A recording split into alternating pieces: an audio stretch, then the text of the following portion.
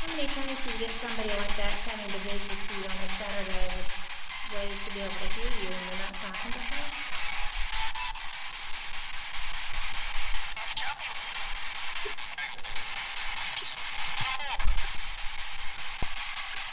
How many times do you get somebody like that coming to visit you on a Saturday with ways to be able to hear you and you're not talking to her?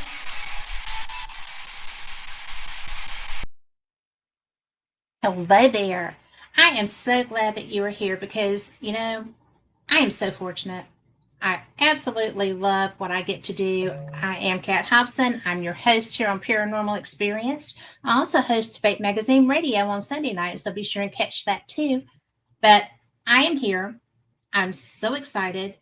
And I've got somebody who is absolutely, hands down, one of the best people that I know. She's great with her conference. She is Holly Freeburg. She is from Eureka Springs. Well, she works in Eureka Springs.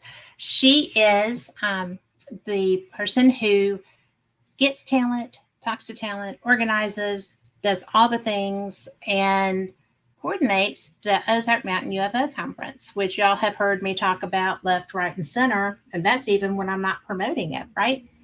It's the best conference if you want to personally interact with people who are going to be lecturing.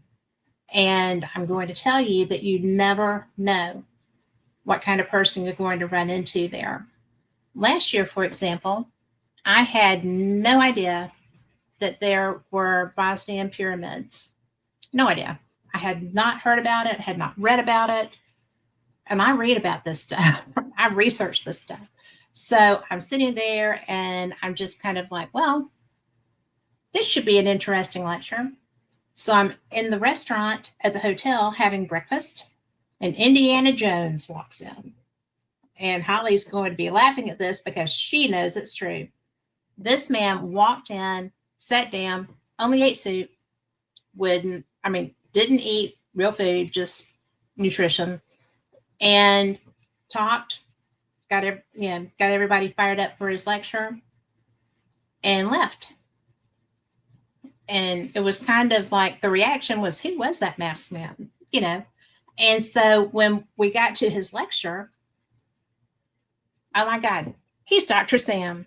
He is the guy who is doing the Bosnian pyramids. He is talking kids into coming out. They found these.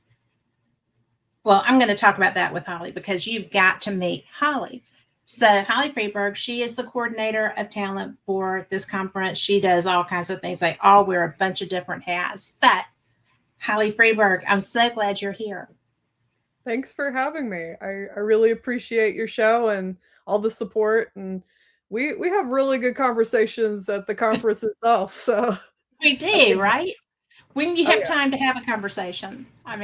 You do oh yeah. really well though, because I've got to think by the time it's rolling, you're kind of going, okay, we're here. It's doing it, right? Oh When do you yeah, act, yeah. when do you actually take a deep breath? Probably on Sunday, if I'm honest. Because by then I'm like, okay, everything's wrapping up. Anything that could have gone wrong did already, and we already fixed it. So It's over. Yes. usually by Sunday I'm like, oh, la di da. It's like, or well, I'd say Saturday night. I'm pretty comfortable. A lot of what I do has to do with like helping the vendors set up, helping the press get in, and usually by that point everyone's done their thing, you know. So Yes. and then I also try to make sure I capture all the moments I can, get the marketing, put out a nice showcase. We have this little crochet mascot named Zebert that Yes. I like to pose because he's showing the conference. So he goes on a journey, and we have a lot of fun with it. And then of course there's like Star Wars cosplayers running around. So Yes. Oh my gosh. I love cosplayers. I'm not gonna lie. To oh me, yeah, that's a good time. they're coming back, and we Oh, got good. we got some new characters coming in from last year. So we got some of the familiar ones, and then we got some fan favorites. So Well, I tell you what, people love that stuff. oh yeah, it's who couldn't, right? Like I know I do. I mean, I'm a geek anyway. So when I get to see stuff like that, I get fired up. oh I think yeah, it's fun. oh And yeah, and the guys that do it are just so awesome. Like they do. They're part of a group that does charity work. So Mhm. they're out like every other weekend going to events, making kids little like make a wish dreams Yeah, come like true. the heroes for what is that called? Because I've been Oh to other conferences like in Pennsylvania where they have those. I can't remember what the organization is, but they're uh all superheroes. yes, And yes. There's and actually a couple of them with like different ones, but this one is is the one that does the Star Wars stuff. Uh yes, and well, it's funny, ever since Disney kind of took over there, I have to be careful how I talk about them, but they're just really awesome folks, and they have chapters all over the country. So there's just all these fantastic people, and it's like really authentic costume. Like these guys go yes, all out. So it's always a fun time. they're like the real deal. Oh yeah, You yeah. know, I mean, they are so in character. They are. We even like I took them they agreed to walk around Eureka Springs with me to tell people Oh wow, while the conference was going on. So we like stopped by a coffee shop, and it was just really fun. So we get to have a few little fun gimmicks. yeah, And then of course there's the serious conversations, which they just blow your mind. I mean, we've had so yeah. many big names over the years, and I do like marketing, so I look at the YouTube videos of all the lectures I missed, and I was like, whoa, I can't believe they got Yes. them. Well, you know, my first year was Chase's first time to speak, and Oh so and that's when because Stanton Friedman and I were friends, but we had never met in person. So I got to meet Stanton, and then that was Mark D'Antonio's first time there. You know, Richard was there with oh dear, Richard and Save Me, his wife, oh Tracy, yes, Tracy Tracy, Barbett. you're right. And, you know, there were so many people that I knew, but had not really gotten any FaceTime with. So that was amazing. And that was the year they lost Stanton's products, and, you know, his whole merch suitcase disappeared. And then he sold out all of his books in like 10 minutes once it got there. And he was like, oh, I'm done now. We can talk. You know, Oh I yeah. love that.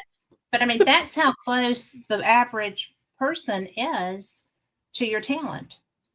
It really is. I mean, I've had a few It's very moments myself. personal.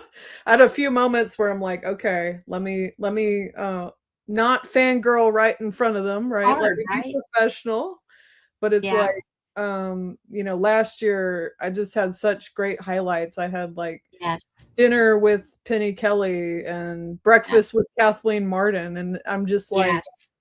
this is this is this is insane, because you watch them on podcasts, you watch them on, the documentaries, the History Channel, and it's just something else when you're just in a room with them and able to ask questions. And I just shared so many like cool moments because I was talking to Kathleen Martin over in the vendor area, and this teenager came up to us and said, hey, my friend saw this weird sighting and recorded it. Do you think this is real? And so I'm watching Kathleen like analyze this footage, and I'm Yeah. just like, yeah, that looks like the real deal. And she's like, I'm gonna go with yes on that one. I'd have to do further investigation, but yeah, and just the look on that teenager's face, she was so validated in that moment, and it was Well, such a that had to be pretty good.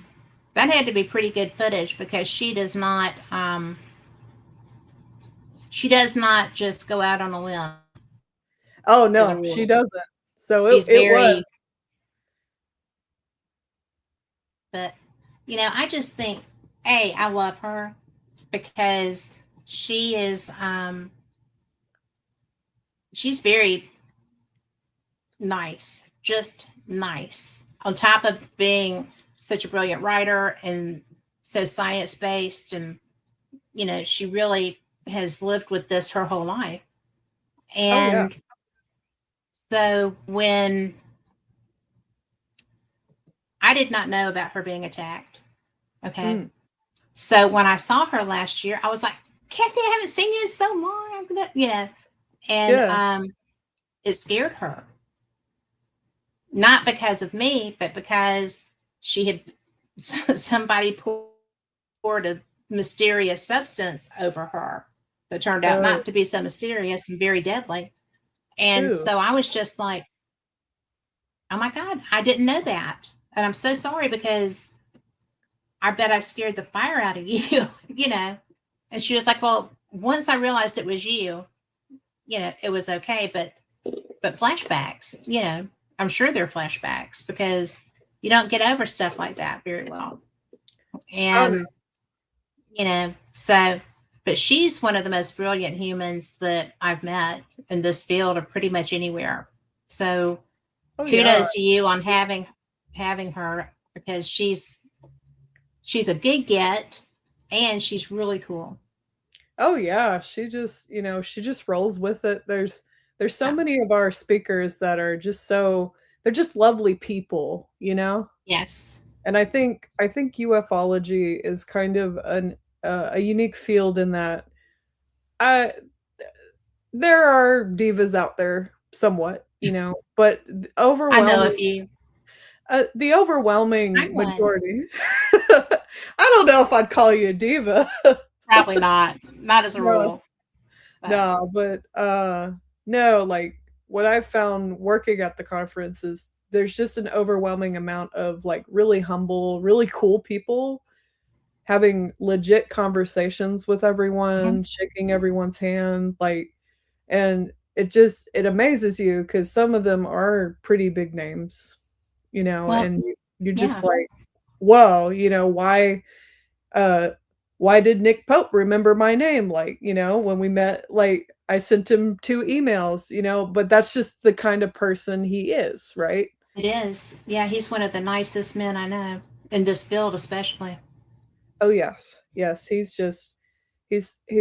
such a cool guy, and, he's not the only one. I would argue he might be the nicest one, however, I would like, argue that too.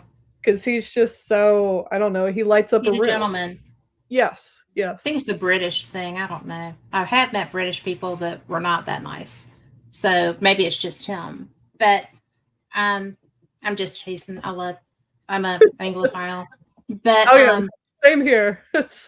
I you have know, to I watch myself because I watch so many shows with British accents, and yeah, sometimes I'll mimic it, so I was like, "Oh, don't mimic, I'm not making don't fun." mimic.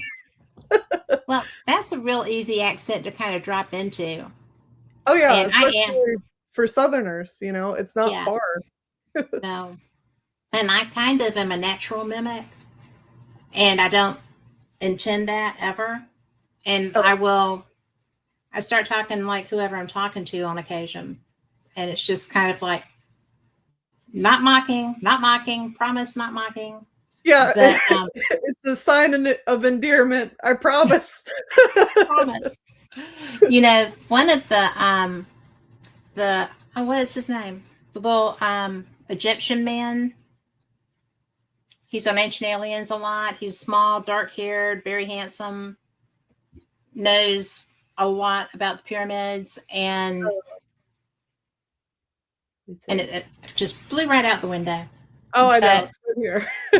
But when I was talking to him one afternoon, we had been sitting around just chit chatting, and we wound up talking for a while. And I was like, "What did I just say? I sounded. I did not mean to copy you. I just do that." And he was like, "People do it all the time. I wind up sounding Southern before we get through."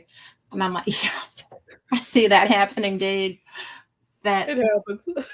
it does. Well, all of the people that I've met through, because there were a lot of people that I knew of but did not know, and like the Dolans.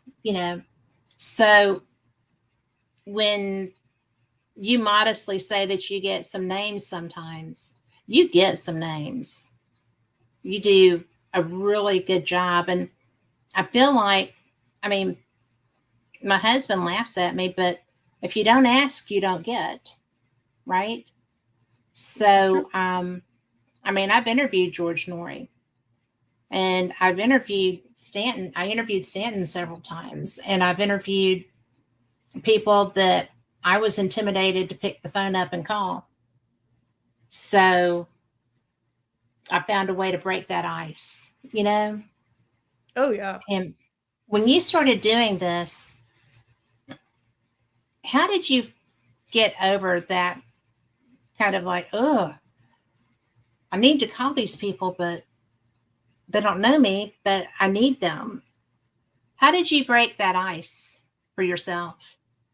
Um, well, I think part of it is like experience of cold calling, right? I in past roles at other places, I had to make cold calls, and I think with any person, famous, not famous, right?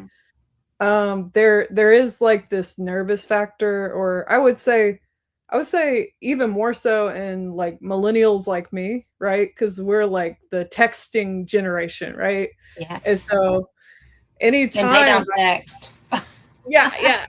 And But like anytime you have that situation where you have to pick up that phone, you're just like, okay, I'm gonna this is a person, I'm gonna do my best, right? And hope for the best. And it's just, you never know. It's like you said, like you don't know until you ask. I think my favorite line from Harry Potter is help comes to those who ask for it, right? yes. And I'm a Yes. firm believer in that. And also sometimes they don't sometimes they'll call us, right? Sometimes they'll message us and say, hey, um I got a clear schedule, like let's do something, and Right. you're like, oh yeah, okay. You're That's not going to say no if oh it's a no, and we name. got we have a committee that makes, the selection, so that kind of helps, right? You got a team of people that can do the calls, and a team of people voting on who we go with, right? Right. It's true for our speakers. It's true for our vendors, because we believe that firmly in like a democratic system. Mhm. We also like those surveys that we have people fill out every year. Yes. We read them and take them seriously. So if we see a name coming up again and again and again on a survey, we'll actually say, you know what? Yeah, it is time to call them this year. Like, because when enough minds come together and come to the same conclusion, we just roll with that. Yeah. So this is a great segue. We do actually read all of the surveys. So and that is the best way to suggest speakers for the general public if they're wondering, because like I said, we take them seriously, and you get enough voices saying, hey, call so and so, and the worst they can say is, no, I'm sorry, I'm busy, right? Right. So Well, you, you know, one of the things that, and I don't know if you've had him or not, but somebody that I have seen at conferences that I don't know what he would be like now because he's lost his sidekick, but is Giorgio Tsoukalos. because he is because he basically was Eric Von Daniken's not just friend because they're from the same town, but also Eric was kind of like his hero, I think. Mm-hmm. And so he would mind Eric when they were at conferences together and stuff. And but he is very down to earth, and he knows how to get through a crowd. He just puts a hat on. But Mm-hmm. you know, I mean, but also very user friendly for his public too. Oh But yeah. have y'all ever had him there? Um, let's see. I'm trying. We used to have so the publishing company I work for, Ozark Right. Mountain Publishing, had a second conference called the Transformation Conference, and it was Yes. actually they were doing that conference before they were doing the Ozark Mountain UFO Conference, Right. because what happened there was Dolores Cannon was who is the founder of Ozark Mountain Publishing, wasn't handed the baton to the UFO conference until 2013, because Right. it was originally Lou Farish's baby, you know. Right. And it's what's interesting about this conference, it's the longest running UFO conference in the United States, I believe, because they started back in the 80s. So Yes. it might not be the largest conference, right? There's definitely It larger doesn't it doesn't larger. need to be the largest. Oh yes, yes, but It is the best conference. it But is a good size, and also when Lou Farish founded it, his goal was to give this area, the Midwest and the South, an affordable option yes. to get into this topic, because and Dolores Cannon and now her family that runs the Mhm. publishing company and the UFO conference, they believe firmly in that. So we try to be the most accessible price wise as much as we can. Well, you are. And you know, one of the things that when I first came, I wasn't sure what I was coming to be honest, because I had been to these big showboat ones, which I like. I mean, not slamming those, Yeah. but I did not anticipate the level of connectivity Oh yeah. between everyone. You know, it was just the most bizarre thing, and not bizarre, but it was unexpected. You know, I walked into the door.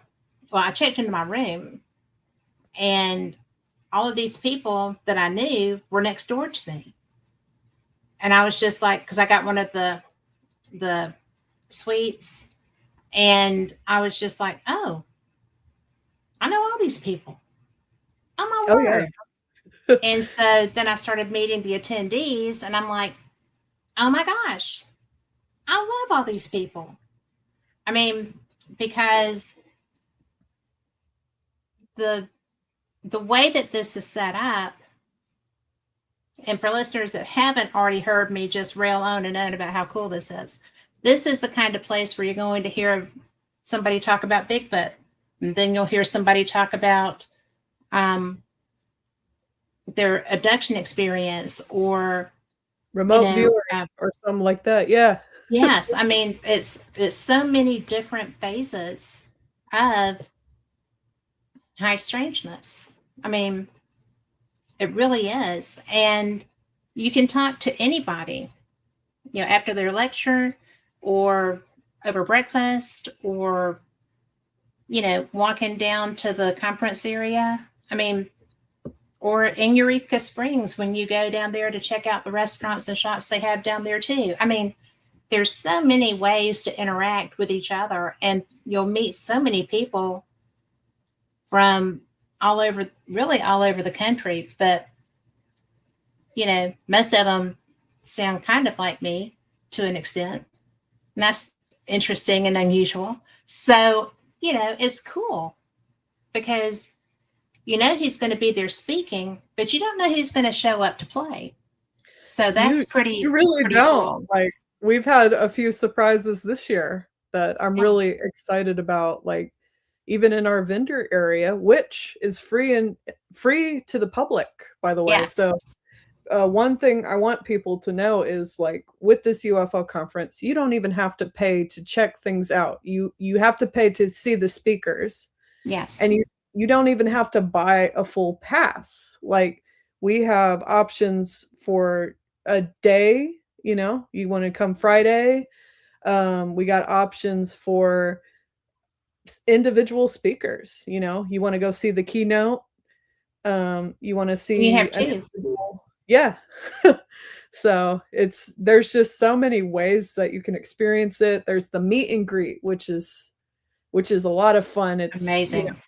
you just get so much time with the speakers and the other people that show up. And I've heard people say, like, sometimes the attendees, just hearing someone's story that's incredible, you're just blown away. I can think of a few attendees that I'm just like, I look forward to seeing them again because they'll tell you their story, how they experienced extraterrestrials, or a near death experience, or some of them have like ghost hunting stories, and you just never know what you're going to get, right? And sometimes we have people like recently, Kenneth Arnold's granddaughter Yes.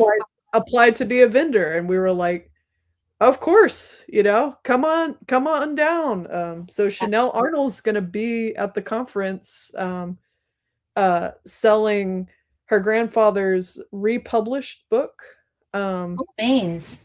and some Bud Hopkins memorabilia. So definitely worth checking out. And then we have quite a few, like, very interesting vendors, that do different readings, that do all kinds of things. And it's just, there's such a cool mix of people, Yes. and you just have, it's like every year now that I'm like familiar, I kind of feel like I'm seeing my friends every year when I go back. Yes. And that's exactly what it feels like. And And as a matter of fact, I'm not even one of y'all, but that's exactly what it feels like. It feels like old home week. oh You yeah, know. well, every year I look forward. One of the people that works for the conference is one of my college roommates, Okay. and she comes to help out with the conference every year. And it's just so amazing to see her interact with this, with these topics. Because back in college, she says she was afraid of ghosts, afraid of the paranormal stuff, but I'm like, are you really? Because you're like putting yourself in Eureka. Yeah. Right. So I think she's one of those that, the anomalies are just really intriguing, right? Yeah. I think And that's a great word for that yeah, because they're different and they can be unexpected, but I think intriguing is a really good way to phrase that. oh yeah, because you have people that are like, I'm not sure this is real. I'm not sure how to explain this, but I can't stop watching. I can't stop listening to this story. And so I'm like, yeah, bring on the people with intrigue. Like, and we've seen people over the years like come in and they're like, I don't know how I feel about UAPs. I don't know if I believe there's life out there, right? I don't know if I believe in ghosts or whatever your Sasquatch, whatever Right. we're dealing with. I don't know if I believe in that. Well, they come anyway, Yeah. and their minds are blown, right? And some of them pull a Scully, and come to a place where they're like, okay, I've seen too much to hold on to my old views, right? Yes. And then, others not so much, but Yeah. it's just something that you grow into. And in my own personal experience, I've had the Scully outlook early season, right? Being a What skeptic. created yours? Yeah, but then I just Wait, saw. wait, wait. But Oh, wait. What created that? what created that? I I suspect the entertainment industry, if I'm honest, the way that they portray it, the cheese, all those hoaxes, things that turned out to be hoaxes, right? Mhm. Yeah. Kind of gives you a sense of like, okay, maybe not, right? Like, and then I think everyone, or at least most of the people I talk to, have a time where they're just like, okay, I'm free to make my own thoughts. I'm free to make my own decisions. I'm out of the house. What do I believe in, right? Yes. And so with that, I'm like, I was always one like, there's no such thing as a question that cannot be asked, right? Even if you Right. have a suspension of disbelief at first, Well, you sh- you shouldn't be afraid to ask, like, okay, is there something to this? You know? well, you're exactly right. When that disbelief is confronted by a reality that you did not anticipate, that's a paradigm shift. I mean, there's no going back from that. There's not. And what you end up doing on that journey is you find the people you could tell, and It's not uh always who you think they were going to be either. oh, no, there's people I look at from my past where just if you go by appearance, if you go by what their vibe or whatever you want to call it, you would think that they could believe that, right? And then you have other people that's the last person you expect to buy into that at all, right? Yep. But I think daring to ask the question, daring to admit when your paradigm shift is actually happening is a big key to, like, coming to a place where you could truly be more objective, right? Like, Even if you because didn't plan to be. yes. That's a It- big that's a big theory, oh yeah, and you because open up a new world. You really you do. really do. You know, I started mine with ghost hunting, Yeah. right? Because I had experienced all of my life, but I did never documented anything. And then I saw ghost hunters, and I'm like, oh, I can find stuff. You know, I can find stuff. Yeah, and Maybe, then you and also then encounter that moment where you see something that you're just like, "Okay, my old views cannot explain this at all." So, it's time oh, to listen to the voices that are talking about it and think for myself and see, okay, what are they presenting? And I find with anomalies, it's better to approach it like sociology, right? Sociology is about like getting a lot of repeating stories, right? That's how it works. You kind of build like cases that way. you do. So, because surely 1,000 people, right, saying similar things, like Over all the decades, over yeah, decades. I over mean, decades, they're seeing the same thing, right? Or they're seeing something, right? Even if they don't yes. understand it. So just kind of opening up to that. But this year there's really a lot of really good people to like check out and have that experience for yourself, right? Well, So there are because one of the things that, and you do always have really terrific guests, and I get blown away by most of them. But I interviewed Melinda Greer Sunday, and that was one of the more interesting conversations I've had this year.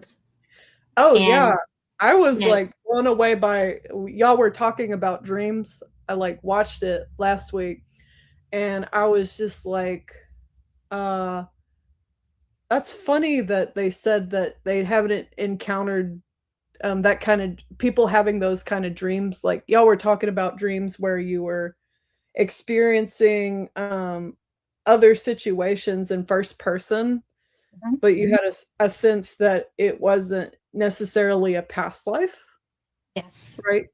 yes, And I was like, they've never talked to anyone that's experienced that because I obviously through the conference I get to talk to a lot of people. Also joined a lot of groups that like meet over Zoom that have these kind of conversations.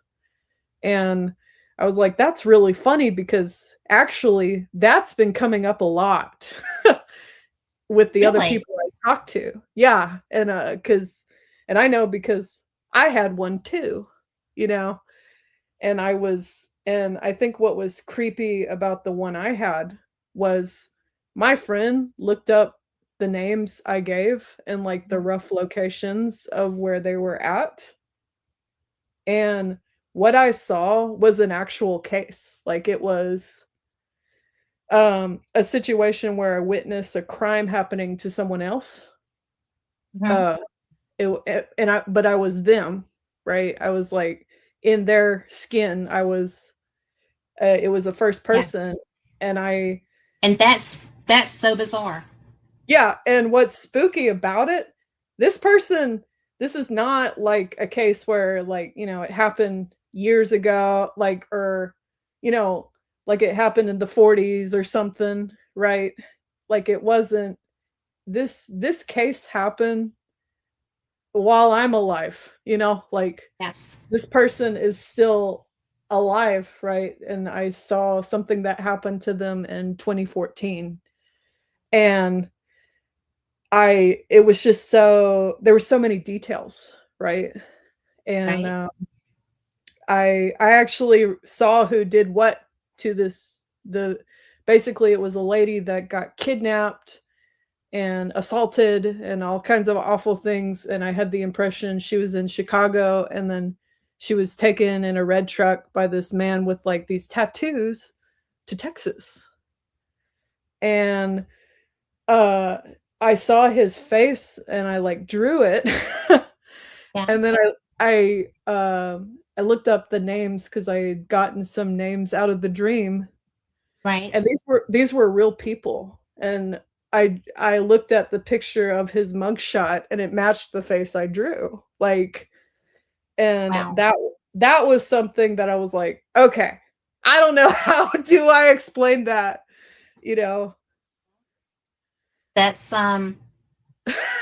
apparently apparently that happens. I mean, but Yeah. that is so random. Yeah, and the case was solved, so thankfully, the FBI caught the kidnapper, and the Right. lady was returned safe, Oh with well, her that's family. so cool that's how that turned out. Oh yeah, yeah, because I was like I was frustrated with the dream because I thought, well, I didn't really get enough information to know who the guy was and who to report, right? And Right. I didn't have a good sense of a timeline of when this was happening. It looked modern, you know? So, it was just kind of a very weird experience, but it's something I've seen people talking about a lot more, and I think I think all of these anomalies connect to, like, consciousness, and a lot of our Yes. speakers kind of agree with that, like, we don't really know what consciousness is and what it means, but we're stumbling upon a lot of things that point towards a different reality than what the mainstream likes to talk Which about. just happens to be a really great book title. But you know. Oh yeah, yeah. And well, you know, Right. we got some people that will speak more on it. I know Dr. Greer has a lot to say about, like, you know, reality is not quite, you know, what we thought, right? And we need to listen to the people that have missing time, near death experiences, right? Yeah. We need to just have these conversations because there's deeper connections there, and Yes.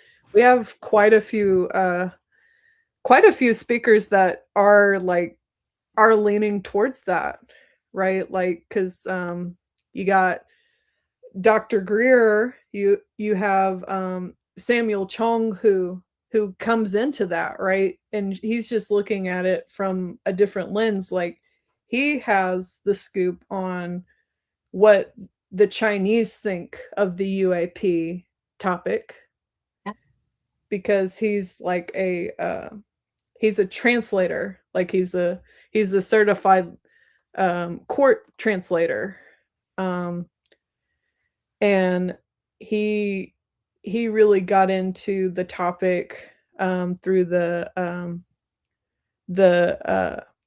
Tayuba prophecy, which Mhm. I didn't know a lot about until recently, right? Yeah. Because I think what people don't realize, especially those outside of ufology, how deep the rabbit hole gets, right? Well, I I started I started hosting Fate 5 years ago. I've done paranormal experience for 10 years. And it's astounding. It's astounding where these paths will lead. And it's also astounding, maybe even more so, how interconnected all of these phenomena are. Oh I yeah. mean, it's the consciousness, the oversoul, um, which people take that in a lot of different ways, but the oversoul is very personal to each individual. But there still seems to be some connectivity there. And it's so bizarre how the interplay. I mean, Oh you know, yeah. Even if you sometimes, have someone, I had a dream where Morpheus, you know, like Matrix yes, Morpheus, he yes, came to try to show me how it connected, like in the dream. And yes, it was the most bizarre dream I've had, I would say, just hands down. And he was trying to show me the matrix of reality. right, And it was just so, there was such an abstract element that I couldn't describe it. Like, it was almost like there was something to it that you just, our language fails to communicate. yes, And so I did my best to, like, do an abstract drawing of it.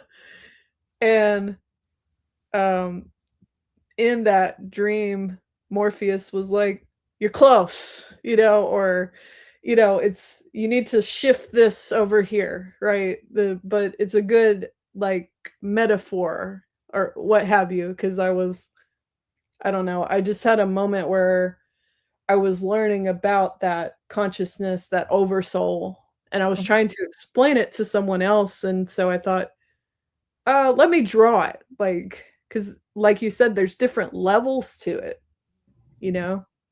yeah, And it goes pretty deep, but, you know, in the broadness of the topics that we have, I mean, we have people coming that look at it from the political side, right? You know, yes.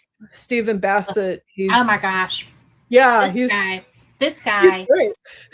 he is great. You know, when I was at another conference in California a couple of years ago, and I'm often just a frog on the wall, right? Just watching what's going on around me. And boy, that was southern. But You're good. that was, but I watched him, and he is a firm believer. And if you've got information to get out there, if you're working hard, if you're a writer that's got a book, if you're, he was hooking up someone I knew who did not have a publicist, but had written some really good information and was getting their name out, but needed help.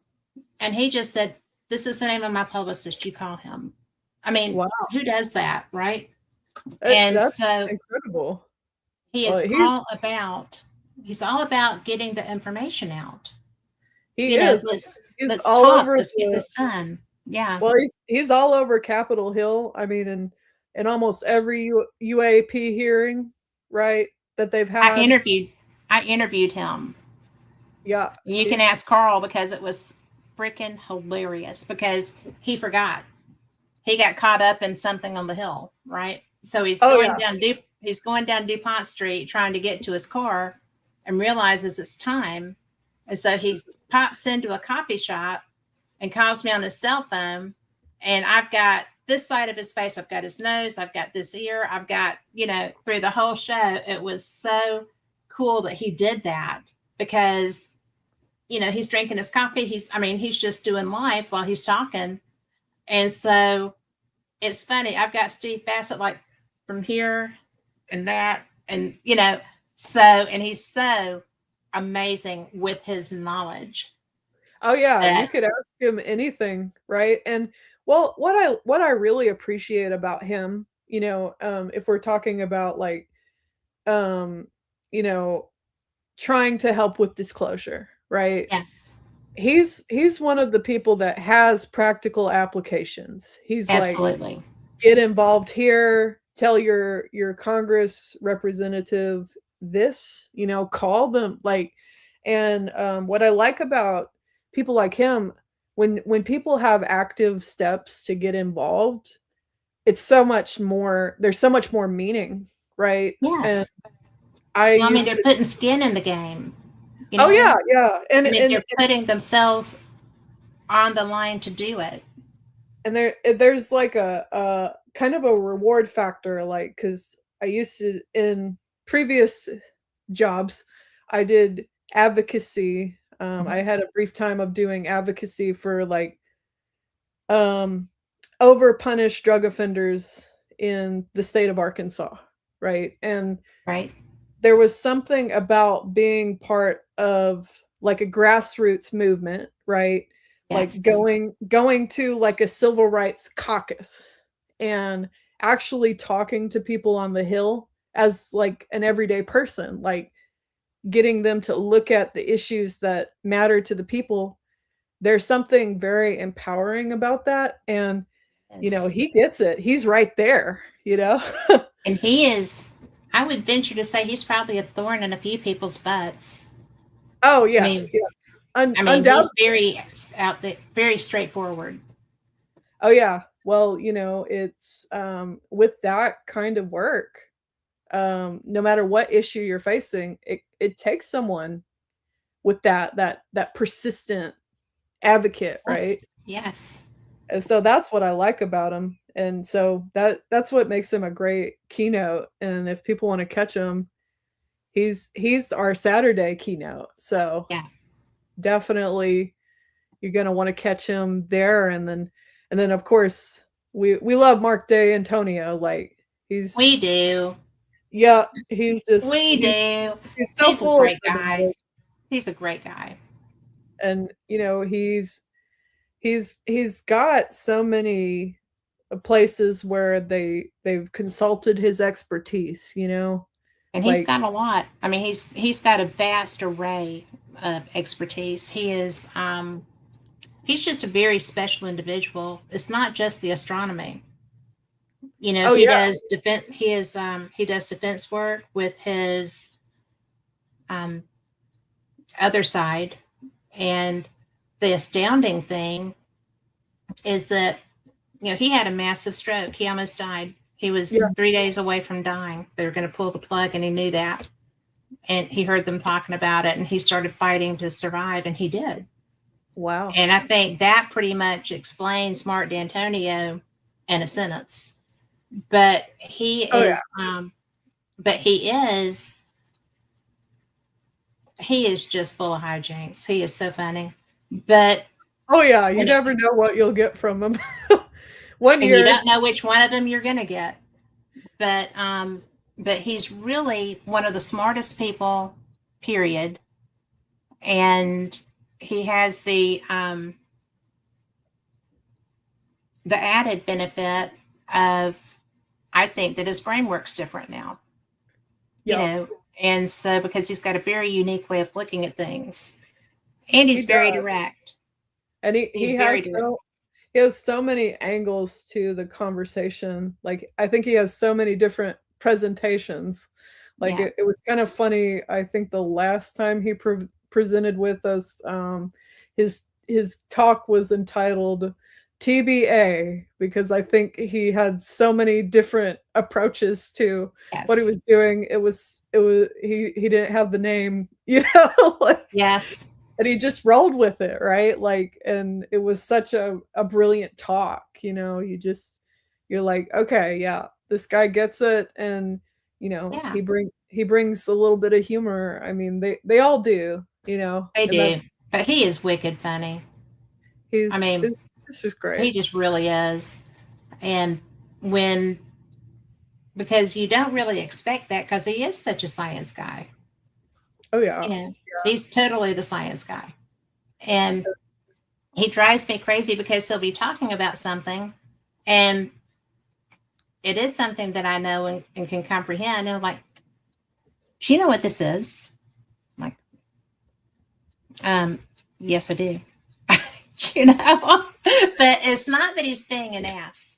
It's that he wants to make sure that you're clear on what he's discussing, right? Because he doesn't want you to miss anything. He's So thorough. he's very thorough. Thorough. And, and so while at times that has taken me aback, and I'm like, why would I not? But he just wants to make sure that you're not just smiling and nodding, that you're understanding, because if you're not, he will break it down for you so that you because he's talked about stuff over my head before. Oh And yeah. I'm like, can you go back to that? And he doesn't mind. So if you get the chance to interact with him, at the speakers tables or whatever, then take advantage of that because he is a font of information and he loves space. He loves everything, really. Oh Great yeah. attitude in life. My But husband's a space enthusiast, yeah, and I'm like, you really need to go see Mark, dear, because y'all could have such a good conversation. Because they would. it's just like my husband's always telling people like what the distance between stars are. It just it warms his heart. And I I don't have the math in my brain to track it. But I'm Well, just I'm like, not a math girl either. yeah. Okay.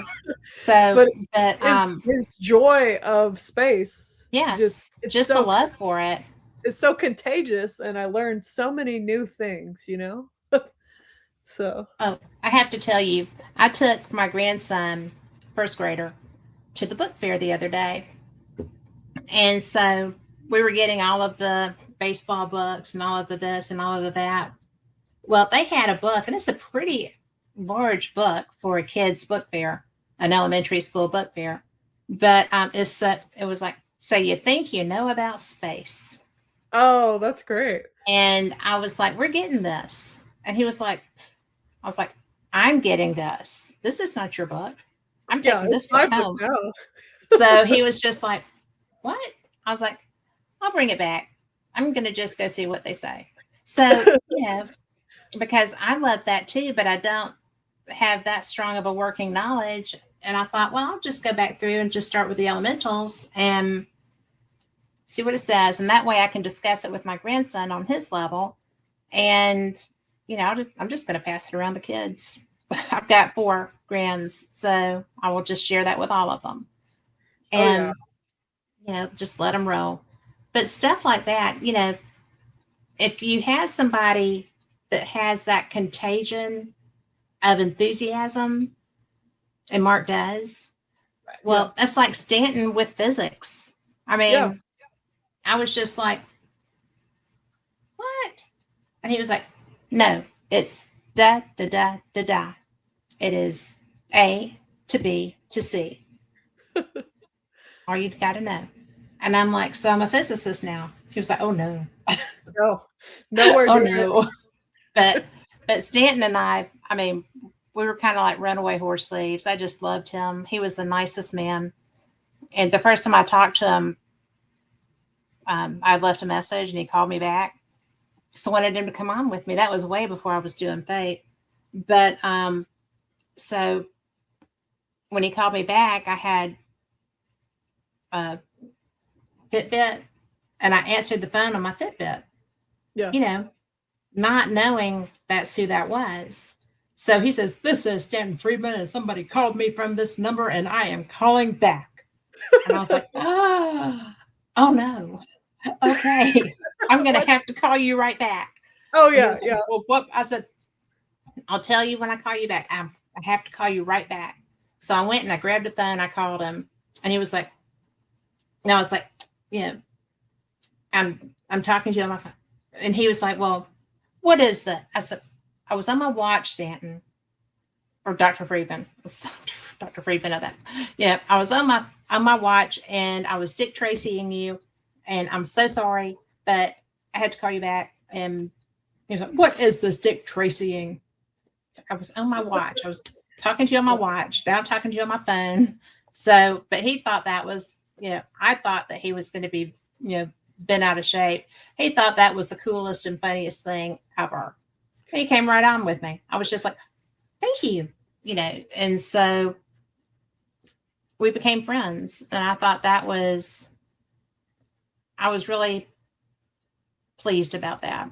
I thought he was absolutely one of the best people I met through this field. I mean, and then I got to meet him at Eureka Springs. Well, The Ozark Mountain UFO Conference. He was speaking at my first one. it's so funny, the like serendipity of it all, right? It feels like It is. like every year when I go down a rabbit hole of some kind, right? Like just on YouTube, trying to find out what's out there. I stumble upon someone, I become obsessed with them. I'm like, oh, they're so knowledgeable. I'm gonna watch all of their podcasts. And then, lo and behold, the speaker committee, booked them. Right. And I'm like, I get to meet them, Yeah. I mean, It's just Do you want to hear something hilarious relevant to that? What's that?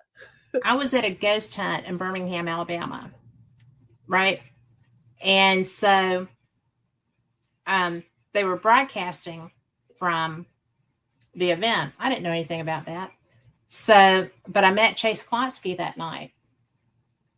And we became friends. I mean, we were like, just had known each other our whole lives. It's very fun. She's still a dear friend. I love Chase the day I met her. Oh, and yeah. So her presentation on those skulls, like, really had me rethinking history, And that was her very first presentation. Oh yeah, I was just like, I was sending my friends like texts like, can you believe this? And they're like, what are you talking about now? Like, because it's like something new every week. I'm like, oh, did you know about this? And it's such a beautiful thing. But she went and got that forensics degree just to be able to do that trip. Oh, I mean, she prepared for that. That's insane. Just it's just so, like, it amazes me how many walks of life we have. I mean, like, if you look at Jim Segala, I mean, he's like in engineering, he's in health, he's, he's got like a PhD in physics, you're just okay. And this year he's coming to the conference, he's talking about the medical side of anomalies, right? He's talking about, like, there's real health consequences to like radiation exposure around, like, the UAPs. that kind Yes. of thing. And the implants. Like Oh the first person I ever talked to that still had, Terry Lovelace. I was just like, really? Really? I mean, I had no idea oh that yeah, this was something. Yeah, I knew Whitley had them, but Whitley Strieber, and he won't take his out, no, and because it's communication with his wife. So, yeah, but yeah, I was tripping on some of this stuff, right? I mean, it was so unexpected to hear people talking about them. But I have to ask you a question. oh sure. Do you know what show that Chase was broadcasting that night? Chase Fate was Magazine Radio. She was oh the host yeah, for me at Fate Magazine Radio. she hosted it for a while. Yeah, She that's did. awesome. So I thought that was so cool. Talk about serendipity, Oh right? yeah, you feel like Because, connected, yeah. Well, we were connected before we ever knew that. I mean, before I ever even knew anything about that. So, and then we wound up both being the host. And I thought, whoa, this is so cool, But she is one of the best people I've ever met. I like her. So oh yeah, it's mad respect. It just, and like I said, all of her presentations I've seen just mhm. blew my mind off the water. I mean, like Yeah, we really need to, I think the scientific community is really missing out because of their material closed-mindedness. yes, closed-minded materialistic paradigm. There Yeah, is so much evidence to the contrary, and it's so fascinating. And it actually, you could actually collect that data, yeah. like there are data points There are that people who still have physical data. yeah, and that's a big part of what Sagala has been working on, because he's been working on the clinical data, right? Analyzing the just massive amounts of clinical data that's happened over just so many years, Yes. and I think he has quite like a he had like 500 frequent experiencers that he's showing that clinical data from, right? And they don't know each other. It's just there's so many people saying the same things, having the Yeah, same symptoms. Like we need to get past that old idea, right? And you know, in a lot of ways, I mean, disclosure didn't quite happen the way people want it to, but I consider we've had a soft disclosure, I would say. yes. Well, And now we're kind of in this kind of weird phase. we're kind of betwixt and between, Yeah. because you have a lot of people who are putting information out. You have television programs that are ostensibly putting information out. And there's a lot that that is kind of repetitive, and I think that's kind of part of getting people to maybe lose interest Oh, or yeah. just to mock it or something of that nature. Yeah. And I think they're doing like a intentional slow leak of repetition. I also think that the release of AI was yes, also about like yes, how far can we like make them debate, yeah. because anything that comes out the military has had for at least 10 years. Oh, at least. At I mean, least. truly at least. Yeah, So, and so you come out with AI and at this time and now you're all these the cracks are showing, right? And yeah, so many buddies. yeah, it's I mean, and it's getting fun to watch the cracks expand. Oh yeah, and because they they're are. expanding to an extent that now the government is finally like, okay, they're real. Look over here, they're real because like they're finally like dropping things in the midst of the chaos of the other stuff that has been coming out or happening. And I'm like, oh, that's all on purpose. Like, in Yes. fact, I'm almost convinced that full disclosure, like the full hog disclosure everyone's waiting for, will be a last ditch effort. you know, when they have all their other like, playbooks run out, didn't work, right? I don't know. I don't know if I'm the only one that feels this way, but that's just kind of the way they've been I don't spinning think things. that you are. And I I have a very I'm of the opinion that we've already had disclosure. Yeah. And, you know, this happened. We don't know what it is. We don't know why it is, but it happened, Yeah. and then that kind of evolves into, well, but you need to expand. Yeah. You need to expand this thought process and, guide, and they're not gonna. Oh no. And it's so funny because I asked Travis Taylor years ago at his very first Alien Con. He had just joined Ancient Aliens. He was the new kid on the block, kind of a Yeah. thing. And I was at his lecture, and I knew his background because he was very open about his background. And I said, well, are you disinformation or are you disclosure? Yeah. He got mad. He got Oh. so mad. And yeah, that was scary. But because I thought he was going to have a stroke. He's Irish, so they turn red. So Oh yeah. I was just like, ugh. So I saw him again. We're both members of the Scientific Coalition on UAP Studies. Mhm. And I was at a conference and he walked in with George Knapp and they were on a mission, getting information. And I admire both of them. So I'm just, but they were deadlocked on what they were doing.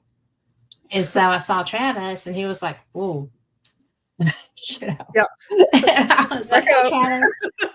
And I was like, I'm sorry if I made you feel like I put you on the spot. And he was like, oh, well, no. But, and I was like, but you never answered me. Yeah. And then I didn't say anything else. And then he turned all red again. But, It happens. so I was just kind of like, well, I guess I've got my answer. Yeah. And then he turned all red again. But, because he really is, it's like with Lou Elizondo in his time, they're kind of in a no man's land. Yeah. Because even when you come out, you still are bound by the national secrets, right? Oh yeah, and that's the aspect that makes it so hard. I mean, how many UAP hearings where the person was like, I can't disclose that. I can't disclose that. I'm under contract. I can't disclose that. I'm like, Yeah. okay. Well, then So don't be sitting here. yeah, I mean, yeah. if you're going to Come call back. somebody and that's all they can say, do your job better and get somebody that can answer your question. It's like, I mean, oh yeah. We had to turn the Senate hearing off because my yes. husband, well, okay, I was yelling more than my husband was, so You were too? Okay, I was yeah. too. I And was I'm yelling sitting at the here. TV because I was like, it's kind of a situation where you feel like this could have been an email instead of a meeting, It could. Yeah. Although Nancy Mace's face, right? Yeah. When she said, you know, alien, do we have remains from these crashes? Yes, we do. Yeah. This is a classic case of don't ask a question you don't know the answer to, right? Yeah. And, are they human remains? No, they are not human remains. Oh And yeah. her face was priceless. I mean, because I was just like, girl, what are you doing? But Well, I was a lot more impressed with what the House was trying to do. yes. It was the Senate that I was like, you're not even asking a question. Like that wasn't a question, but it Well, they were talking at them. I yeah, mean, I don't it want to was hear just you talk. I want to hear them talk. yeah, it was yeah, like I said, we turned it off cuz for the sake of our sanity. But we did watch a few of them and it just so, just hats off to people that are, in that scene trying to actually get the truth, right? Mhm. Like they're just it's so uphill. It feels so uphill with everything that they have to face and I know that it's better than it has been in the past. Like, you look at the progression of ufology and how, you couldn't even talk about it. We started a place where people couldn't even talk about it without losing their retirement, right? Yeah. Like without losing their status in their community, without losing their job, like Yeah. you could Or their pension. yeah, I mean, everything. everything. Like you had a climate where you literally like you become your reputation is trashed, you're made fun of, in some cases people got shunned by their own family. Like Yes. it's it but despite that there were all these people coming out and saying no, this happened, right? And Yes. I'm not going to stop talking about it.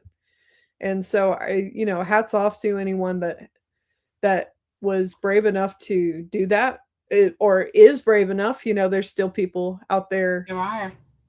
going out there on a limb, but and you kind of go out on a limb on it's not just the extraterrestrials. I mean, we got 3 Sasquatch experts coming this year. I Um know. I love that. I mean, I really and do love that. And and it, I was just so happy cuz we had every year we do a different graphic, right? yes. And the person that made that graphic just intuitively made a Sasquatch on the shirt. And I was like, Yes. that is the perfect year because a lot of times the graphics are made well before we book the speakers. I really, yeah. And so the person that made the graphic didn't know who we were going to have necessarily, right? Oh, okay. And so that was just so perfect. And, everyone loves it. But, Ron Meyer, Yes. Alan McGargle, they've been to our conference before. And I last have. I time, saw them when they were there before. oh, yeah, last time they were talking about how, so there's a connection between Sasquatch and portals. Yes.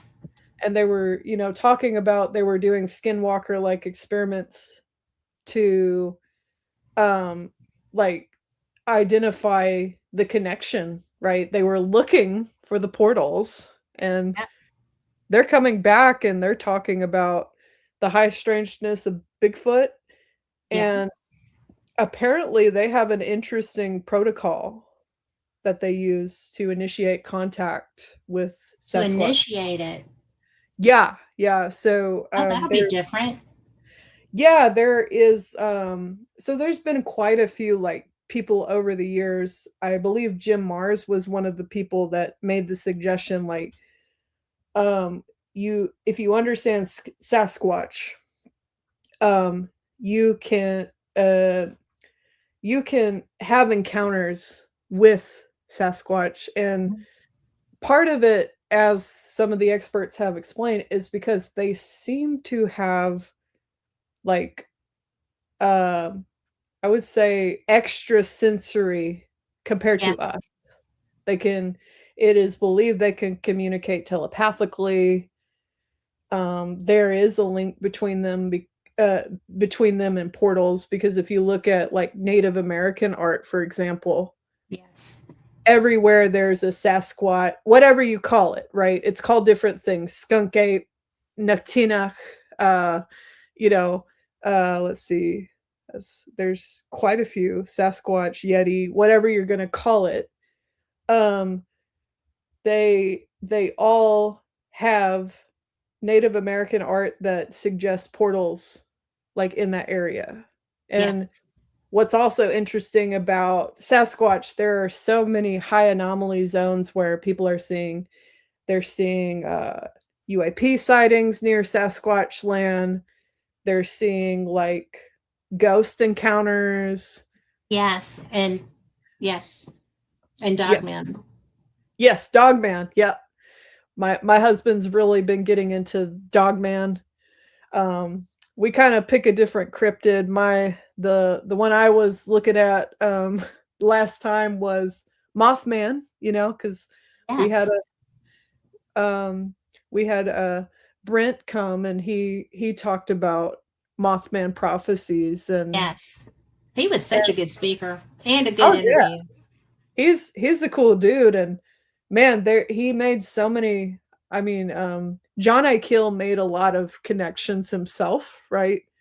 Right. But he expanded upon them so well, and it blew my mind. And then it's like everything like kind of follows each other, because my husband's really into the cryptid world. So right now he's doing like there's these goblins that are like been seen in Appalachia. And Oh, we were watching this documentary, and it's like out on YouTube. I think it's called Hellier, something like that. I'm They writing were that down.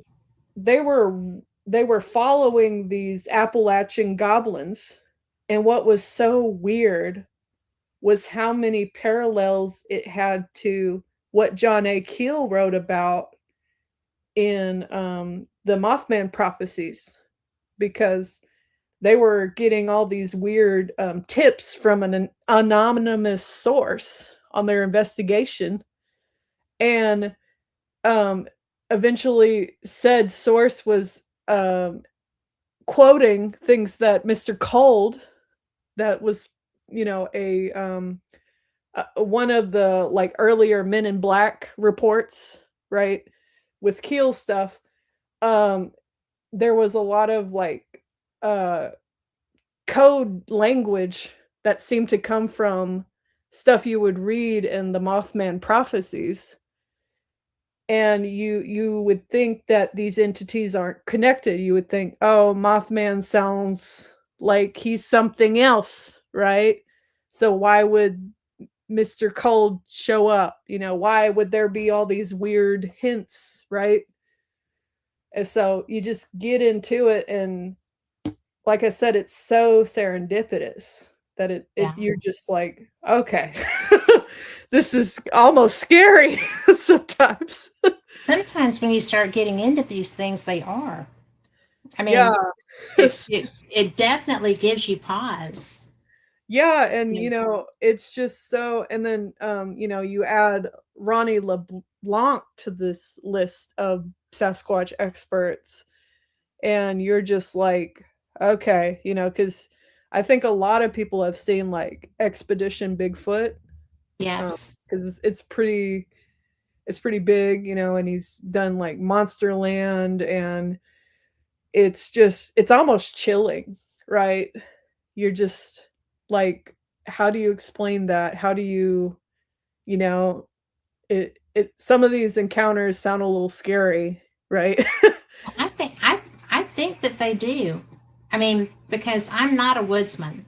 Yeah. I'm a suburbanite. Okay. But not necessarily true. I lived on top of a mountain in Tennessee for a little while, and I lived rurally in Georgia for a little while. But I have more often than not been in suburbs and cities.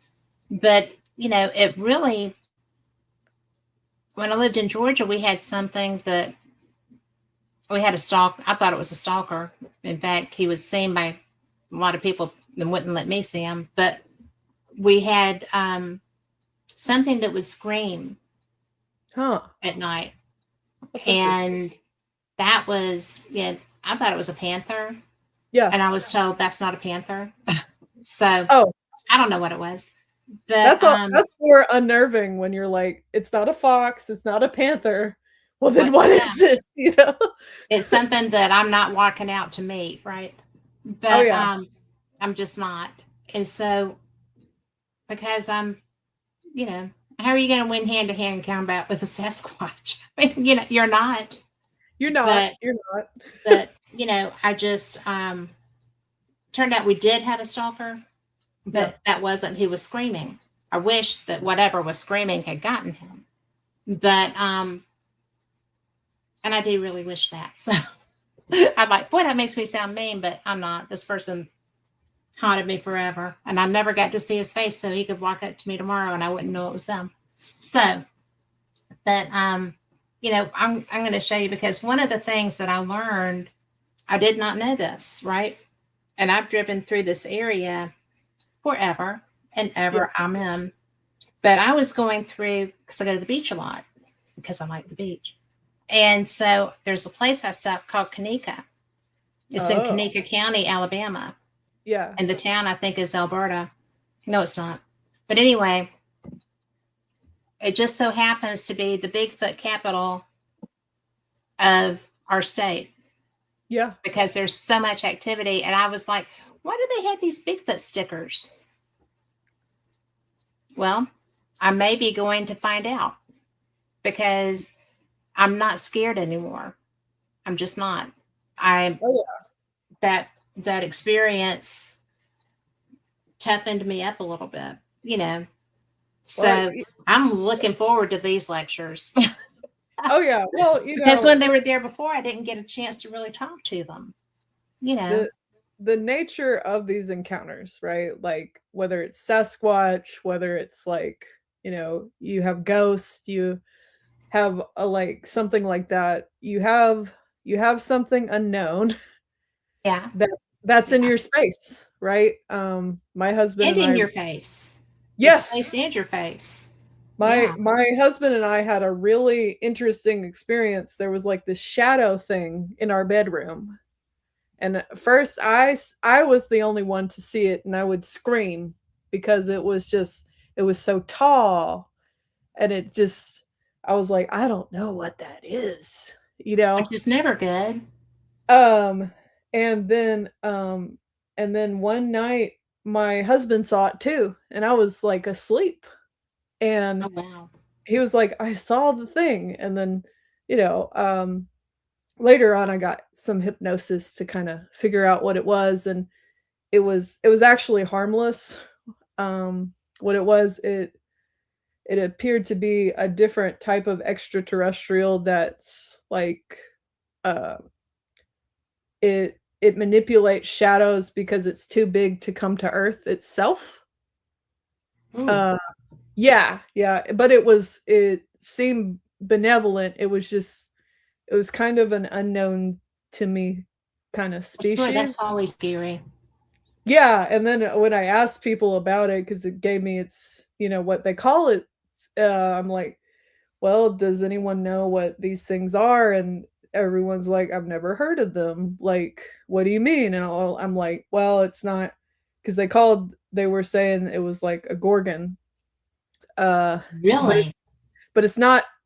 So we have the concept of Gorgon, which is like Medusa with snake hair. Yeah, but Gorgon is not that. It's not that. Gorgon, it looked like an octopus squid thing that floated, made out of shadow. And then I found out they're like octopus based things. And that means they're smart. Oh yeah. They're, because octopi are the smartest. They seemed they were friendly. I found out later, like, what they were trying to do. I didn't know that I had a tooth abscess forming, and they were trying to Oh, heal me of it. So, and, later, I did actually have to, get some help with that, but I was like, "Huh, that's weird that it showed up." You know? And I'm like, "But why?" And but I felt so validated when my husband saw it too, well, because I was sure. I mean, because you kind of wonder, right? yeah, and I I was mean, if like it's just you do yeah, wonder. but no, he undoubtedly saw it, and so we put in a MUFON report, and so I kinda got more backstory, and so I'm like, "Oh, okay, I'm starting to believe the," because before you're an experiencer, you don't know what to believe, right? Well, yeah, because some of this stuff is so out there Oh, yeah, and it just and still true. and you're like I came to a place of acceptance, which is why I mentioned it here. I'm like, "Okay, yeah, like, there's a connection there," you know?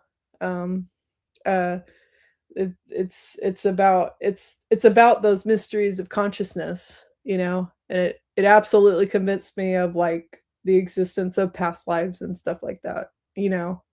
I Well, was just sure. like I was like, "Well, it's making sense," and then, experiencers have this history of, like, at first they're terrified, right?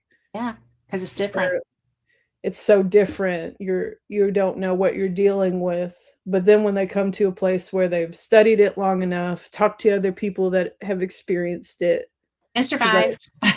Yeah, yeah, because you then don't know, right? you come to a place of acceptance and you're like, "Okay, yeah, I'm not going to question the the wildness of reality anymore," Right, right? right. Like, I'll ask my questions, like, you don't need to believe everything, but I'm not going to be so quick to be like, "They gotta be making that up," you know? Yeah. Like And I used to be. I yeah. mean, and I was an experiencer, and but I would like, oh, that doesn't sound right. Yeah. This is, What yeah, was yours like as an mine experience? was just interaction. I mean, it was craft and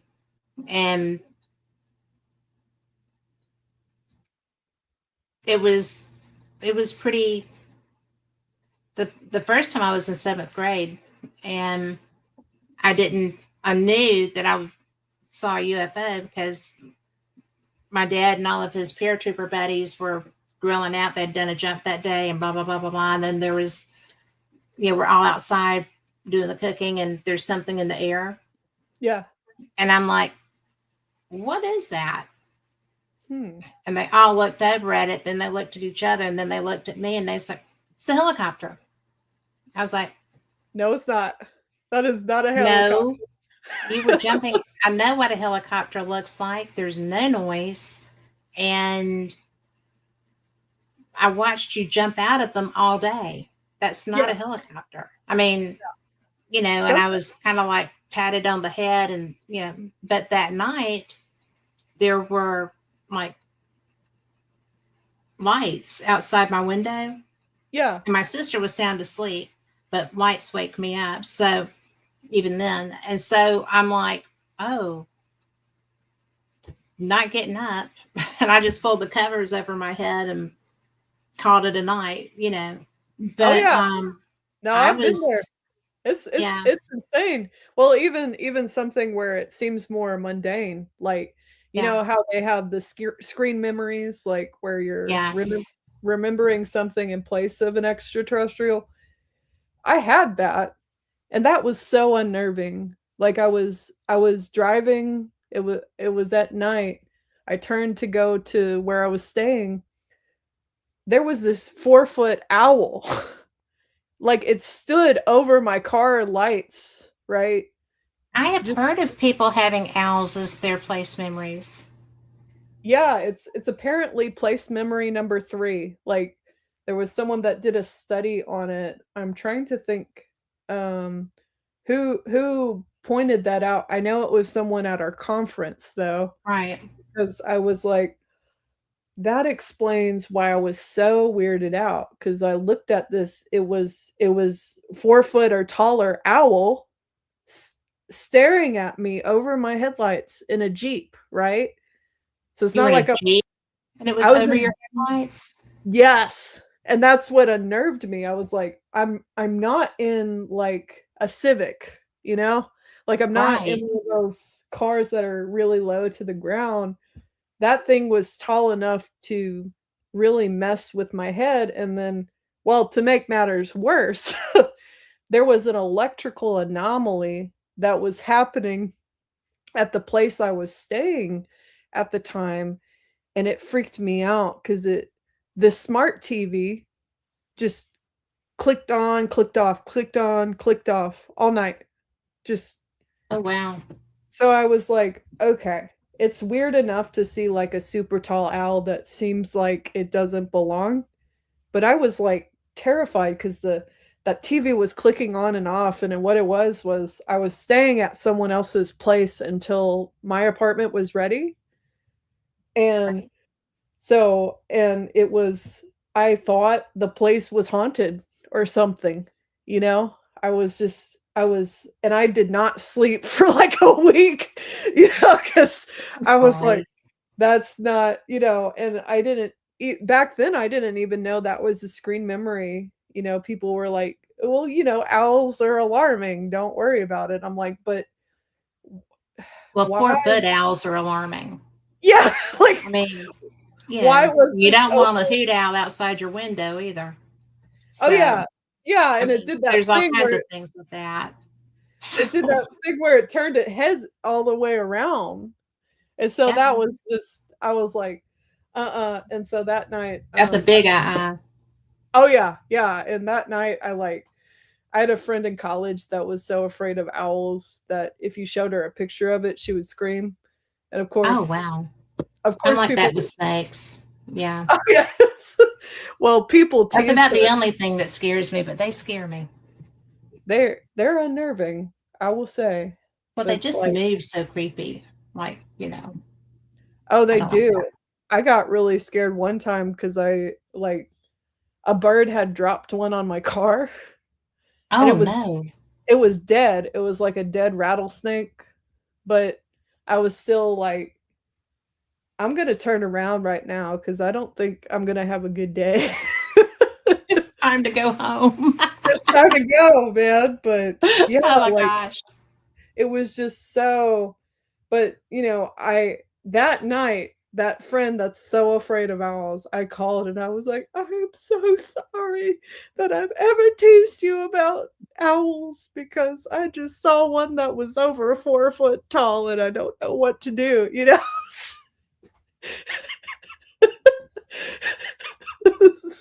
Just Oh uh, gosh. Yeah, that would be eating some crow right there or owl.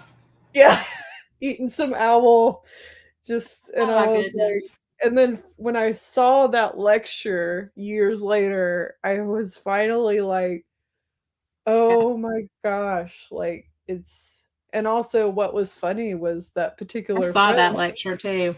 So, that particular friend of mine said, I think they're connected to aliens, and in college I laughed because with everyone else because I was like, no such thing. it sounded like a conspiracy theory, right? And or like, just, you're so afraid you're like making up something, right? And then I ate those words. So Yeah. so bad, so bad. But and then I saw something in the sky too, and I think it was What'd you see related. in the sky? It wasn't a ship, oddly enough, or I don't call it a ship. It looked like a giant jellyfish in the sky. You saw a jellyfish? Yes, like The it was only made. video I've ever seen of that was Jeremy Corbell got it off of some guy over in Iraq. Have you seen Yeah, that? Okay, it was different than that one. Okay. Like, and what made it different, it's completely made out of orange light. And that one, was trying to cloak itself, like it had a Mhm. mechanical looking part to it, and you could Yeah. see it trying to cloak itself. Trying This so one hard. Yeah. this one was not. This one was just light. It was pure light. And and I was like, at first I thought it could be a wacky cloud formation Right. interacting with sunlight until it pulsated. So it was Oh, doing that's this. not. So you can't, how does a cloud Yeah, they don't. pulsate, expand, contract like it's a jellyfish? And I knew what it was when I saw it, because by then I had looked into what was that thing that thing that came to my room. I Yeah. had like done further things, and I had done hypnosis, like I said, and under hypnosis, I saw that jellyfish thing with the squid things that I later learned about. Like they were working together, and they are so large, like they make stars. That's what it looked like they were doing when I saw them then. And then I had Yeah. dreams, like very vivid dreams of them like making stuff, like reoccurring. But the jellyfish was like making star matter, or it looked like it was, and then the squids were pushing the dust together Oh, wow.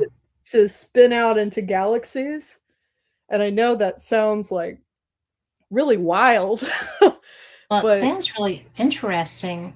I bet the visual on that was amazing. oh, it was, and I wished it didn't show up on my camera.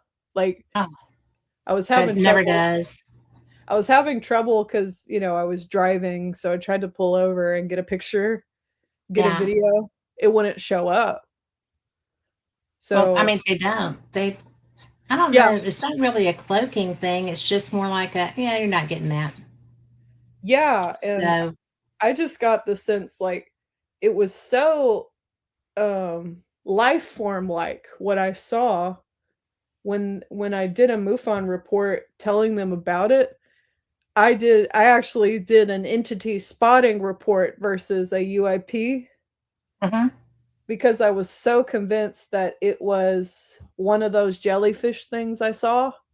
Yeah. And what and I think what's disturbing is how large it was. And I had the impression that what I saw in the sky that day is a baby.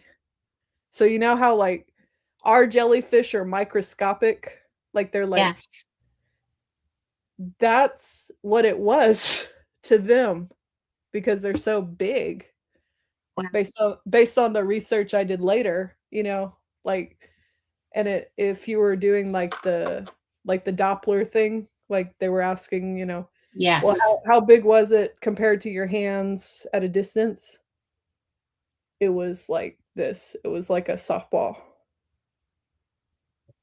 And they were like, "Do you think it was in our sky or outside of our atmosphere?" And I said, "I honestly think it was outside of it. It was just so big." Wow. And it's just, Wow. yeah, so, and I didn't expect that, right? Like I never expected all these odd experiences, but they keep accelerating. You know, I I I didn't have anything for a long time, and then when you know, I did when I was younger, and then they slacked off, and then when I was going through childbirthing ages, that was it picked up a little bit, right again, but then now in later life, there's I don't have the psychic skills that I did. I have knowing, but not straight out psychic skills that I did. Oh, I got But you. I have more interaction. with things. And when you So say psychic skills, did you like, where are you talking like you could hear them, you could see them? I What could, was it? well, I'm still really good with humans. Like Mhm. I can read a human in a heartbeat, but as far, I mean, like Like it intent and yeah, okay. yeah, I know if you're a good guy or a bad guy is a rule. Some Yeah. people, two people have fooled me, and that's it so far that as I know. But but now I'm much more open again because I've gone through change of life again, Yeah. right? Which actually has resulted in me having a full blown case of ADHD, Yeah. which is a new and exciting experience. But there's other stuff too. And I thought I was losing I really thought I had Alzheimer's Mm. because of the severity of the symptoms. Yeah. And now it's not, so thank God. But it was so weird that my skill sets were still kind of evolving, right? So you Oh, got yeah. stuff to look forward to, chick. But it even is more so on some things. You know, I found it weird that my psychic stuff kind of phased somewhat because Yeah. I used to bank on that. My intuition has saved my bacon so many times in my Oh, yeah. life. I mean, and I made every decision based on that. I mean, really, you know, the ones that say if I ignored it, I got in trouble. But as I got through child raising and stuff, it transferred to knowing about my kids. And then it just kind of quietly faded out. And now with the ADHD stuff, it's almost like, you know, shiny objects kind of a thing. You know, don't get distracted by the shiny objects. But since I'm taking medicine for that, then I thought it would dull that, but it's starting back up. Oh, that's So interesting. whatever, yeah. I mean, I'm 64 years old and I've got all this stuff happening again that I thought was gone, but I will take it because I'm not kidding. My intuition has saved my life multiple times. Oh, yeah. And, you know, no, do not make that turn. No, do not talk to that person. No, do not, you know, Yeah. just stay here until that's gone. You know, things I've like that had happen I've had forever. dreams where I was given a warning, right? Yes. Did you And recognize it when you were awake? yes, so I would Yes. actually so I've had, Prophetic there's dreams. different types of dreams, right? There's the predictive dreams, which are like precognitive. I've had quite a few of Yes. those. And a Yes. lot of them they'll say a being will say something about someone's health that I Yes. that I can't possibly know. Like they told me to warn my husband's side of the family to go to the doctor. And so I said, "Hey, everyone who's been not going to the doctor, go to the doctor, because apparently someone is in trouble." And Right. my father-in-law had to get a heart stent. He was like 2 weeks away from a major heart attack because he had like a 90% blockage in his Wow. widowmaker. Yeah. So Yeah. and we started taking it very seriously after that one, you know, it just so they give little dreams. Yeah. Now if I meditate, I can hear them, whatever's talking. Well, I don't have that back yet. I'm hoping that with this other stuff, because it's interesting, even with the medication, the brain is still like kicking, Hmm. you know?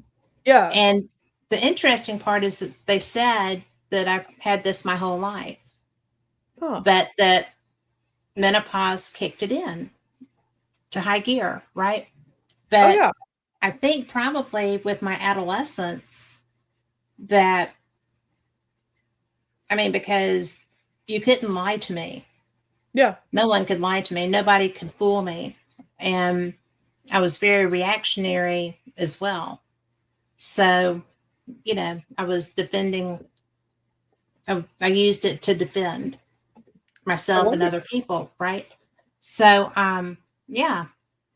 So probably I'm, I can heal. I Yeah. mean, and I could always heal, but now I can seriously heal. And it's just like, I didn't expect that. Oh I've no. just been living and going. And so, but I use that, my dogs, if they're having a bad day or whatever, you know, It's real stuff. I mean, I've recently learned how to send people like light energy for yes, different things, and then I learned how to like make like orbs and pyramids to like trap that air around them to help them heal. It's kind of funny how I got there. What I you know how people do like pendulum dowsing, right? yeah, They hold a an object like that dangles and they get yes and no. Well, yeah, I got into that. Well, it was in the process of doing that constantly that I started hearing because it kind of really, it activated a more meditative state for me right, when I held it. And what's interesting is I can't hear them without it. Like I'm okay, I'm not quite there, so I'm wondering if maybe my mind needed something to focus on. absolutely. And I've read a lot of Dolores Cannon's books, obviously, because working at the No, company. really, Yeah, you never would have guessed. Well, in her Nostradamus trilogy, she talked about how Nostradamus would get his students to have a focal point. And so some of them would stare at fire, or some of them would have mhm, to stare at like water to see or hear what they were trying to. And so I was like, oh, so this holding something in my hand that dangles is enough of a focus for me to like short circuit my brain to, I guess, open that ear, something like that. Like yeah, there's a lot of different ways. Like I've also learned, with learning hypnosis, learning about hypnosis, seeing people do it, all these things, yes, getting trained in it. They have a concept called a keyword. Well, sometimes if you're trying to hear, right, you could set a keyword to get your mind to go there. Like over time, right? yeah, You like get you make these little, I guess, psychic shortcuts. I'm like, "Oh, it's the science of hypnosis," right? yes, And people call them different things. Some people call them keywords, some people call them spells, right? Whatever you're calling them, it's the same principle. You're letting your brain do something, like go into a different wavelength essentially. And you're just kind of kind of, shifting gears.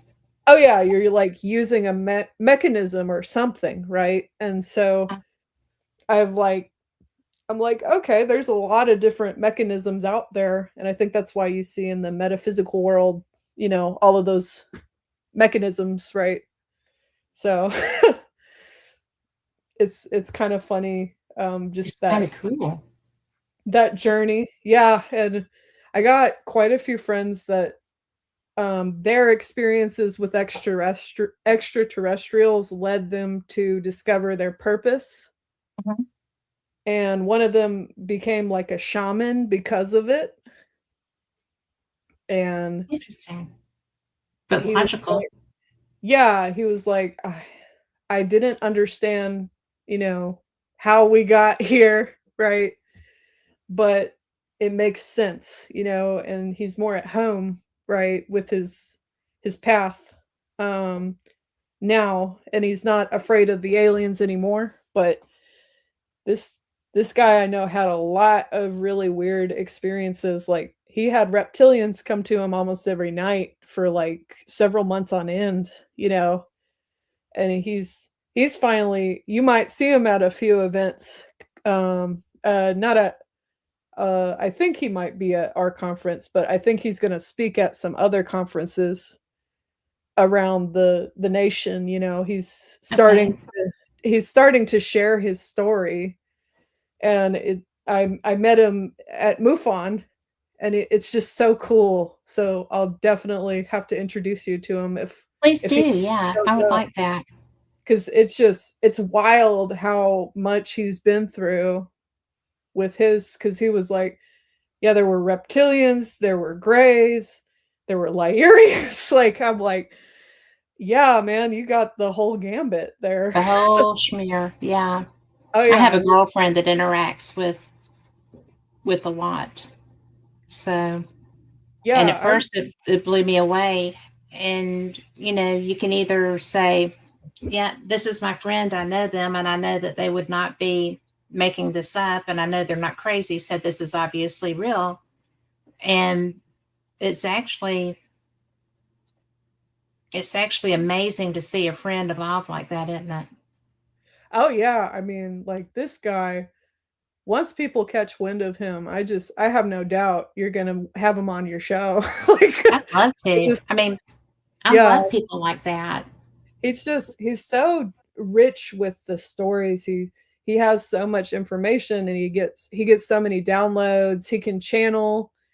He actually like inspired me to grow my abilities too, because with Yeah, like the psychic stuff, it's a muscle, right? It's it something is a that muscle. you can learn to cultivate, you know. Well, and you can let it go too, Oh yeah, that too. but um not entirely. But you can just by not flexing it, you can. It's one of those. If you don't use it, you don't lose it, but you feel like you did. I felt oh like I yeah, did.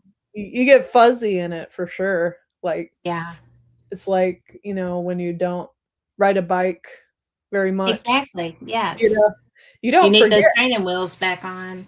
Yeah, you don't forget, you just, you're wobbling all over the place. Yeah, which is not the best thing to be doing when you trying to get your abilities back in gear. Yeah, it's just like you don't know who you're going to affect, Oh but yeah, definitely. or what. But you know what? I'm having the best time with you. This is the first time that we've ever actually sat down and talked like this. Oh yeah. So, because you're always so busy, and I try not to be in the way, and and then I'm busy when you're not. It's just kind of, this is so cool. But I will tell you that one of the best things that ever happened to me at your conference was when y'all came to me and said, Brent Rains wants to be interviewed. Yeah, let's He's do it. got stuff to say. And that was the worst recorded interview in the history of interviews because, it was just terrible. And so I had him back on and I was like, come on back. Come on Yeah, back. And I so, I saw that, and it was great. Like that next he's that great. he's I just mean, he's such a there's cool not dude. anybody that y'all have had that I thought was not. And I've I've enjoyed every chance I've had to be there. And, you know, I don't know, for people that don't know about Dolores Cannon, you've got about 5 minutes. Tell them about her. Okay, so Dolores Cannon is the grandma pioneer of Yep. past life regression hypnotherapy technique called quantum healing hypnosis. And what it was, or so it's a technique that Dolores developed over the course of several years, like, like 30, 40 years of investigation. What happened was she was just an average, Navy wife with a big family, right? And her husband learned hypnosis, and so they got involved in doing hypnosis on the Navy base they were at, and then they accidentally discovered past lives, and Dolores was very fascinated by that, and so they were regressing this subject. She was going back to times like when she was like a mob, part of the mob, like, and all kinds of other things like, uh, well, she was a flapper with some mob involvement, I should say. But she was so fascinated by what happened, she had to like understand it. And so she learned more about hypnosis. She had a brief period where she had to put it on hold because unfortunately her husband had a major accident that kind of made her put hypnosis on a shelf for a while. But and he ended up living, but it was a bad wreck, and he had a lot of recovering, and he left, he discharged from the Navy, and they started raising their family in Arkansas. And then when all the kids left the house, and people are like, "Hey, Dolores, what are you going to do?" And she's like, "I'm going to do past life regression hypnosis because that is fascinating." And what Dolores did was she stumbled onto a world. Like, first it was just the past lives, but then it came, she had people that had been experiencers coming, and she's learning about all this phenomena. She had people that had a past life that involved being a student of Nostradamus. And then so she started communicating with the famous Nostradamus and getting the quatrains translated, all that, and became the most unlikely expert of Nostradamus. It was just, it was incredible. But she has all these years of cases, and she learned so much from this, right? And she's just she found out so much, right? Like government secrets, like all kinds of things just coming through these past lives. But then it became more than that. It became a way of healing people because she learned to access the higher self, the subconscious, and people were having healings and trauma taken away. And that's the incredible part. And she helps so many people. So, and you can learn more about the quantum hypnotherapy there, and you can find her books at the ozarkmountain.com. Yeah, ozarkmt.com. Yes. That she has 21 books.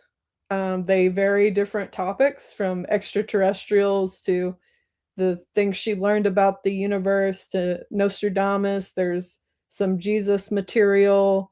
It